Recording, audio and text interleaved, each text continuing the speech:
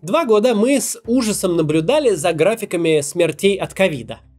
А с 24 февраля с еще большим страхом следим за официальными и неофициальными цифрами жертв и потерь на бессмысленной войне с Украиной. Вряд ли хоть кто-то из нас предполагал, что в 21 веке нам придется так много думать о чужих смертях.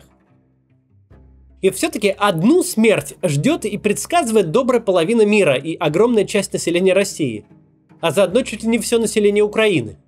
Сегодня поговорим о смерти Владимира Путина. Современное медийное поле так работает, что люди стараются потреблять ту информацию, которая им нравится.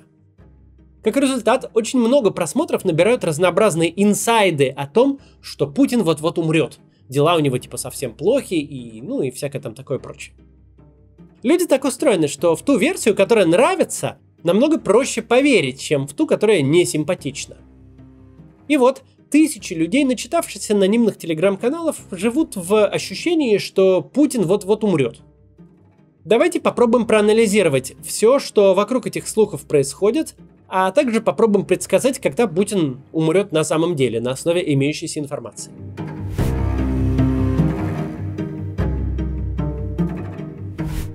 Вбросы про смерть Путина существовали и до войны.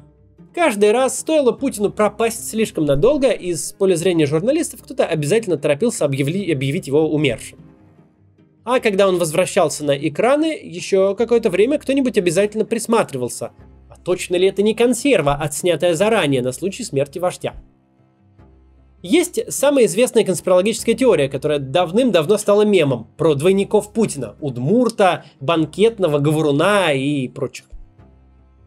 По мнению ее приверженцев, настоящий Путин умер давным-давно, а мы только на его двойников по телевизору и смотрим. Теория, кстати, настолько популярна, что Путину в 2020 году даже пришлось ее самому комментировать. Он тогда сказал, что от двойников отказался еще в начале первого срока. Когда начался коронавирус, Путин ушел в жесткую изоляцию в своей резиденции. Это была благодатная почва для слухов. Мол, президент или смертельно болен ковидом, или уже им тяжело переболел и при смерти лежит где-то там у себя в комнате грязи. Но такого ажиотажа, как сейчас, слухи о смерти Путина тогда еще не вызывали. В первые дни войны все надеялись на заговор элит, или заговор военных, или заговор персонала в президентском бункере. Но на августейшую особу так никто и не покусился. Попутно, кстати, заочно еще похоронили Шойгу, который в марте пропал почти на 2 недели. Но и он ожил. В мае аж 4 британских таблоида со ссылкой на источники в Ми-6, в разведке, сообщили, что Путин, скорее всего, уже умер, а его смерть просто скрывается. Но, как и положено желтой прессе, никаких доказательств не представили. Не знаю, стало ли президенту хуже от таких новостей, но с псевдоисторическими речами он выступать не перестал. Больше похожи на правду разговоры о тяжелых болезнях Путина. В апреле издание «Проект» опубликовало большое расследование о здоровье главы государства. Оказалось, что президент помешан на своем здоровье и даже увлекся народной медициной и принимает сомнительные ванны из экстракта оленьих рогов. При этом во всех поездках его сопровождает врач-онколог, который одновременно и хирург, и специалист по раку щитовидной железы.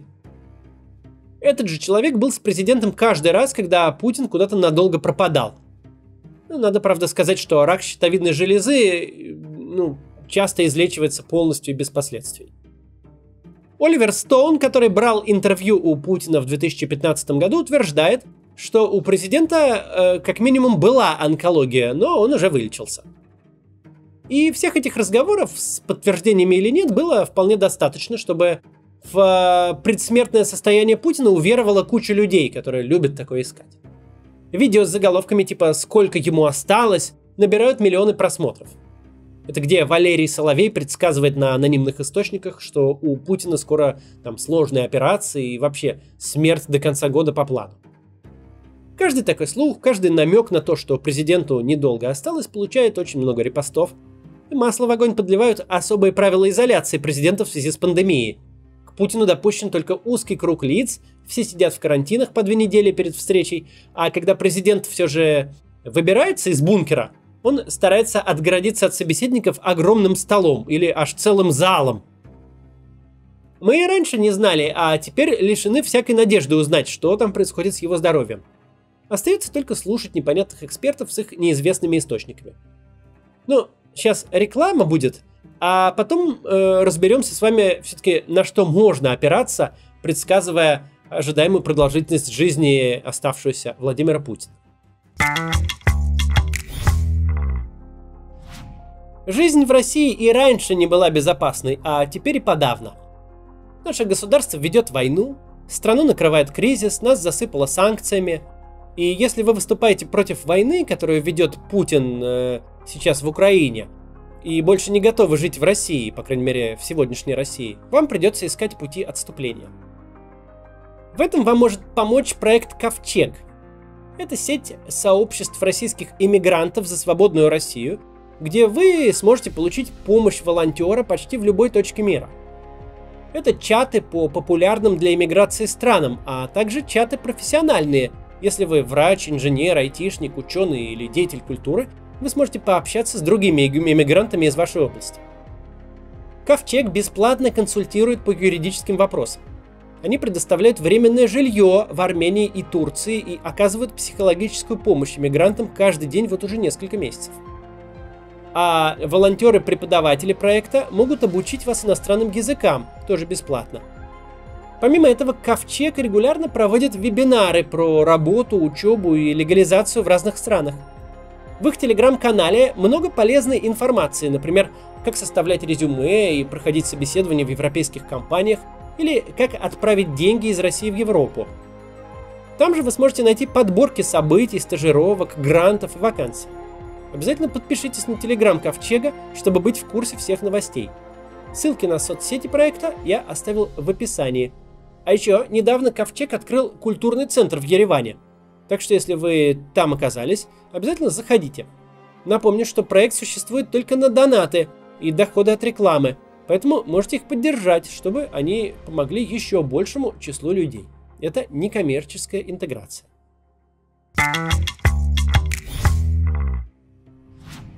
Но все-таки давайте попробуем разобраться, на чем можно основываться, как-то предсказывая, сколько же Путину осталось жить. Но сначала вот о чем поговорим. Почему так много людей пристально следят за слухами о болезнях Путина? Почему вообще эти слухи так хорошо распространяются? Причин много. Во-первых, это частая человеческая реакция – желать человеку смерти, которого ненавидишь. А ненавидят Путина очень и очень многие. Причем ненавидят так, как в 21 веке не ненавидели, кажется, вообще никого. Может, только Усаму бен Ладена. Но у президента России есть все шансы забрать себе лавры террориста номер 1. Он прямо сейчас все для этого делает, отдавая приказы бомбить крылатыми ракетами украинские города. Люди, знаете ли, не любят террористов и очень сильно ждут их смерти. Здесь у Путина очень мало конкурентов. Во-вторых, остро хочется людям какой-то справедливости. Когда месяцами смотришь на разбомбленные города, на фото матери и ее дочки, которую убила ракета, на видео, как мужчина держит за руку погибшего на остановке сына, в такие моменты хочется, чтобы виновник всех этих страданий тоже умер.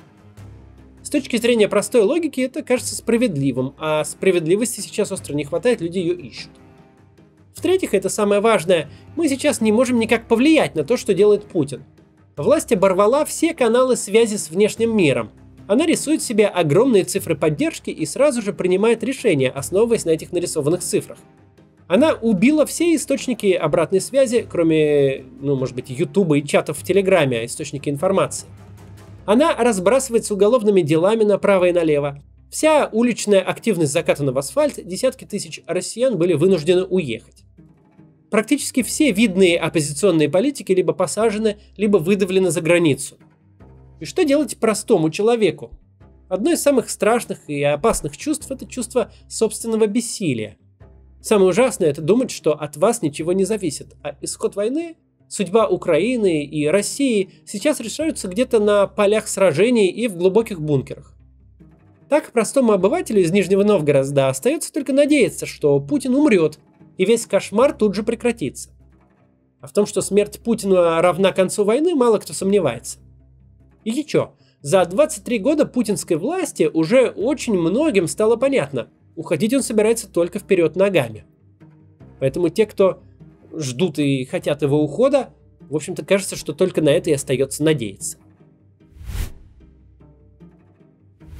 Но что будет, если отринуть эмоциональную часть вопроса и разобраться, а точно ли нужно сейчас ждать смерти Путина и вкладывать в это какие-то свои надежды тем, кто ее ждет? Тогда ожидать смерти 70-летнего мужчины из России не самая безнадежная затея. 70 вообще роковой возраст для россиян. Это средний возраст смерти. Причем это если смотреть и по мужчинам, и по женщинам. А женщины, как известно, в России живут дольше намного. По данным на 2022 год, ожидаемая продолжительность жизни мужчины в России 64,7 лет. Ужасный показатель. Это 141 место в мире. Даже хуже, чем у соседних Таджикистана и Кыргызстана. Так Путин-то в итоге, получается, уже пережил среднего российского мужчину на целых 5 лет. Что же получается, что он чисто статистически может в любой момент умереть? Ну, да, в любой момент может, но вообще глобально нет. Ожидаемая продолжительность жизни – значение абстрактное. Оно показывает, сколько проживет родившийся в этом году человек, если на протяжении всей его жизни условия будут равны сегодняшним. То есть это не прогноз, для ныне живущего мужчины в возрасте. Это прогноз для тех, кто рождается прямо сейчас. Какой-то такой текущий срез реалий. И да, в текущих российских реалиях мужчина живет дольше 65 лет довольно редко. Но Путин не среднестатистический российский мужчина. По очень многим показателям, даже если воспринимать ожидаемую продолжительность жизни как серьезный ориентир, то оптимизм у желающих ему смерти пропадет, как только мы посмотрим не на всю Россию, а на город, в котором президент прописан и типа официально живет, на Москву. Тут мужчины себя чувствуют получше и живут в среднем до 74,6 лет. То есть, если представить, что Путин это такой средний типичный московский пенсионер со средней пенсией и обычной поликлиникой, то ему еще 5 лет осталось. Ого-го еще, мужик-то, получается, золотые годы! Представить Путина таким пенсионером довольно трудно. И это, я напомню, показатель, который измеряет, сколько проживет человек, если всю его жизнь ничего в стране не будет меняться. Как поточнее спрогнозировать, что же будет с мужчиной в возрасте Путина, опираясь не на такой абстрактный показатель, как ожидаемая продолжительность жизни для рожденных сейчас? У ООН есть статистические исследования, которые позволяют рассчитать, сколько лет осталось прожить среднему гражданину любой страны. С учетом динамики продолжительности жизни в этой стране и прочих показателей. Давайте посмотрим статистику по мужчине, который родился 7 октября 1952 года в СССР и проживает в России. Получается, мужчине, родившемуся в один день с нашим президентом, жить еще в среднем 10,5 лет. До 80 с копейками. Хорошо для этого мужчины, но плохо для тех, кто ждет смерти Путина. И Путин, конечно, живет все-таки не в средних условиях, как большинство россиян. Живя он в Европе, ему бы оставалось в среднем 16-17 лет жизни. Да и в Америке тоже 16 лет ему бы оставалось. Почти до 86 ожидалось бы, что он бы дожил. Если вот сейчас посмотреть на его возраст. Окей, давайте обсудим, что вообще повышает риск смерти. Вредные привычки, алкоголь и курение. Достоверно ничего такого про Владимира Путина мы не знаем. Некачественная медицина очень сильно повышает риск смерти. Несвоевременное обращение к врачу за помощью. Если там болеешь, плохо себя чувствуешь и не идешь к врачу. Это очень, очень большой фактор риска. Отсутствие доступа к необходимому лечению тоже. Доступ к необходимому лечению у Путина, понятное дело, есть. Об этом споров никаких нет. А что касается своевременного обращения за медицинской помощью, то Путин за ней, наверное, вообще не обращается. 5 докторов за ним и так ходят повсюду, чтобы любую проблему заметить заранее. То, что мы узнали из расследования проекта, наверняка, это то, что президент на своем здоровье буквально помешан. Вообще, чтобы понять, насколько продлевает жизнь доступ к качественной медицине, можно посмотреть на опыт одного путинского уважаемого коллеги Роберта Мугабе. В Зимбабве и сейчас люди не доживают в среднем до 60 лет. Мужчины чаще всего умирают к 55. А вот Мугабе в 93 года еще очень даже был руководителем страны. И ничего. Чем он только не переболел за это время. В реальности или по слухам. Но от всего его вылечили. И он еще пару лет прожил после того, как в отставку ушел в сингапурской клинике. Вполне возможно, что Путин не самый здоровый человек на свете. Хотя у нас нет никаких достоверных сведений о том, что он чем-то болеет или переболел в прошлом. И какие у этого могут быть последствия. Ну, если, конечно, не считать достоверными инсайды профессора Соловья или какие-то там наблюдения куда-то там в бинокль, как он ходит, где споткнулся и где хромал. Да, когда-нибудь Владимир Путин обязательно умрет. Прям гарантированно. Даже если навсегда переселится в кровавую ванну из моральих пантов. Но случится ли это из-за внезапно оторвавшегося тромба через 20 или 15 лет? Или из-за отравленной дверной ручки прям завтра? Или из-за упавшей на голову лепнины в виде двуглавого орла, плохо закрепленного, потому что дом сгнил? Этого мы не знаем. Как не знаем и когда это случится. Может в этом году, а может и через 10, 15, 20 лет. Я уже говорил, я уверен, что любой политик, который займет место Путина, даже системный, типа Мишустина или Собянина, сразу же прекратит войну с Украиной. Настолько высокие у нее издержки и отсутствуют какие-либо плюсы. Но это не повод все свои надежды и силы тратить на ожидание смерти Путина со дня на день. Если хотя бы немного разобраться, то без конспирологии и предсказаний на анонимных источников нет никаких причин думать, что Путин скоро умрет. Ни статистических, ни просто логических. Еще может быть полезно вспомнить вот что. Исторически смерть диктатора не спасение от всех бед. Когда умер Сталин, да, началась оттепель. Но СССР не распался немедленно, и холодная война не закончилась. Это произошло сильно позже, и в первую очередь из-за экономических причин. И Сталин тут был ни при чем. Если посмотреть на любую статистику, то Путин вполне с высокой долей вероятности может прожить еще 10 лет. По иронии, это значит, что у него есть хороший шанс застать Россию без путинизма. А нам с вами нет никакого смысла строить какие-то свои планы, основываясь на какой-то возможности этого события. Не надо поддаваться чувству, что это единственное, что мы можем сейчас делать. Даже вот в этот момент, когда кажется, что мы никак не можем повлиять на ход войны, но мы все равно не бессильны. Мы можем рассказывать и распространять правду, осмыслять, проговаривать происходящее, открывая глаза новым людям и как-то вовлекая их в понимание того, что понимаем мы. Это то, что мы с вами, с моими подписчиками, делаем уже сегодня. И продолжим делать завтра, сколько бы Путин не прожил. Вот так. До завтра.